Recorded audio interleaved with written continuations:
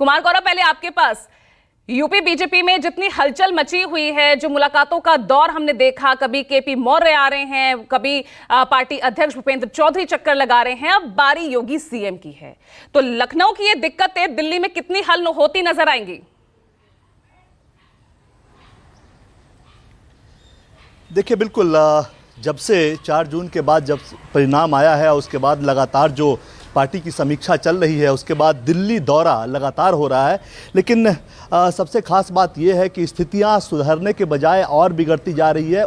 ये कहना बिल्कुल गलत नहीं होगा कि उत्तर प्रदेश में बीजेपी की लड़ाई एक नेक्स्ट लेवल पे पहुंच गई है, वो भी ऐसे वक्त जब सामने डेंजर मार्क है, लाल निशान है, यानी कि 10 सीटों पे उपचुनाव होना है। 14 जुलाई को जब बीजेपी राष्ट्रीय कार्य समिति बीजेपी प्रदेश की एक्सटेंडेड कार्य समिति की बैठक लखनऊ में हुई थी, वहाँ जो एक बयान फेमस हुआ केशव प्रसाद मौर्य का, उसी के अगले दिन उन्होंने लड़ाई कैसी है ये इससे पता चलता है। अगले ही दिन उन्होंने कार्मिक मंत्रालय को एक पत्र लिखा और उनसे जवाब मांगा कि जो संविदा पर जो और जो आउटसोर्सिंग हुई है कर्मचारियों को, उसमें आरक्षण का कितना ख्याल रखा गया है, उसकी सूची दी जाए। इससे पहले आपको याद होगा अनुप्रिया पटेल जो कि सहयोगी हैं, उन्होंने भी रिजर्वेशन के मुद्दे से जुड़े हुए मुद्दे पे योगी आदित्यनाथ को पत्र लिखा था।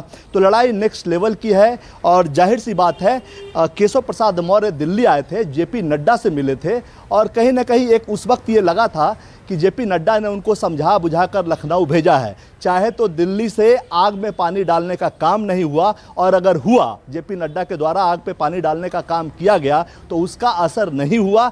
ये जो वर्तमान में लगातार एक जो अलग अलग चीज़ें देखने को मिल रही है, उससे यही संदेह पैदा होता है कि चाहे तो समझाने बुझाने का कोई असर नहीं हुआ, या तो समझाया ही नहीं गया। यही इन दो बातों में से एक बात हो सकती है। और सबसे खास बात यह है कि लड़ाई बीजेपी के अंदर की थी, अब ये सहयोगियों को भी इम्पैक्ट कर रही है। जो खबर है उसमें यही है, जैसा कि आप जानती हैं कि लोकसभा चुनाव के बाद जब चुनाव परिणाम पर समीक्षा के लिए मुख्यमंत्री योगी आदित्यनाथ ने बैठक बुलाई, तो केशव प्रसाद मौर्य समेत कुछ मंत्री वहां से गायब थे। उसके बाद भूपेंद्र चौधरी जो कि प्रदेश अध्यक्ष है, उन्होंने बैठक बुलाई, तो मुख्यमंत्री वहां नहीं पहुंचे। बाकी दोनों डिप्टी सीएम समेत कुछ मंत्री वहां पे जरूर पहुंचे थे, संगठन मंत्री भी उसमें मौजूद थे।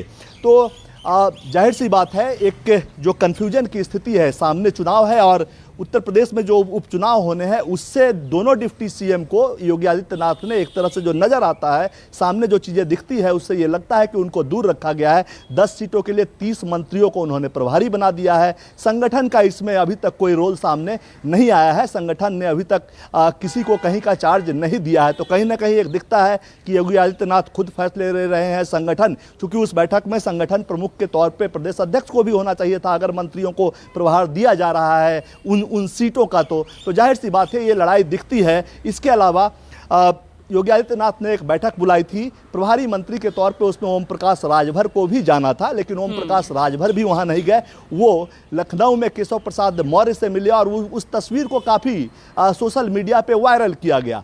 तो कहीं ना कहीं ये दिखा रहा है कि पार्टी की, बीजेपी की अंदरूनी लड़ाई जो थी, उसका असर अब सहयोगियों पे भी हो रहा है। आपको 22 जून 2021-22 की वो तारीख याद करनी होगी। एक तस्वीर आई थी जब 4-5 दिन दत्तात्रेय होसबले जो कि संघ के बड़े पदाधिकारी हैं, वो लखनऊ में रहे थे और केशव प्रसाद मौर्य के बेटे की जो शादी हुई थी, उसमें योगी आदित्यनाथ को लेकर वो गए थे और तस्वीर सामने आई थी कि योगी और केशव प्रसाद मौर्य साथ में है, योगी उनके बेटे और बहू को आशीर्वाद दे रहे हैं। उसके बाद ये कहा गया था कि अब उत्तर प्रदेश में ऑल इज वेल, सब कुछ ठीक है। लेकिन अब 2 साल बाद, चुनाव परिणामों के बाद, जब इतना बड़ा डिबेकल हुआ है, 29-30 सीटों का नुकसान हुआ है, आगे 10 सीटों पे उपचुनाव है, जिसमें 5 सीट समाजवादी पार्टी की है, 5 सीट में बीजेपी और सहयोगी हैं। एक तो लोकसभा में नुकसान, ऊपर से अभी जो लड़ाई है उसका असर अगर इस चुनाव पे हुआ और बीजेपी अच्छा परफॉर्म नहीं कर पाई, तो फिर 2027 बीजेपी के लिए मुश्किल होगा। अब दिल्ली में जो बैठक होने जा रही है उसका क्या कुछ असर दिखता है, ये देखना बहुत अहम होगा। ठीक है कुमार गौरव, ठीक है।